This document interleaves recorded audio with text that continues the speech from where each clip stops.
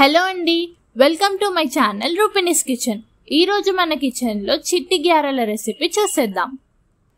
చిట్టి గ్యారెలు తయారు చేయడానికి కావలసిన పదార్థాలు: ముందుగా ఒక గిన్నెలో బియ్యపిండి తీసుకోండి. తర్వాత ఒక కప్పు నువ్వులు, ఒక కప్పు పల్లీలు, 2 కప్పుల శనగపప్పు తీసుకోండి.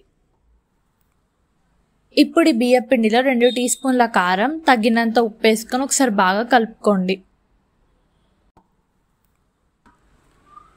ఇప్పుడు ఒక కప్పు నువ్వులు, ఒక కప్పు వేయించిన పల్లీలు, 2 కప్పుల శనగపప్పు వేసి అంతా మంచిగా కలిసేటట్టు ఒకసారి బాగా కలుపుకోండి.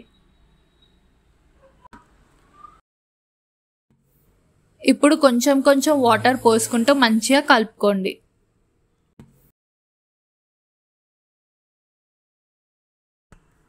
మన చిట్టి గ్యారెలు చేయడానికి పిండి రెడీ.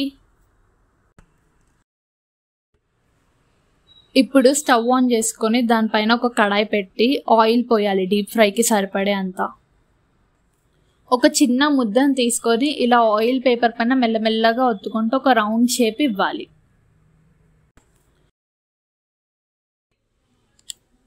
ఇలా కాగిన నూనెలో ఒక్కొక్కటి వేసేసుకోవడమే.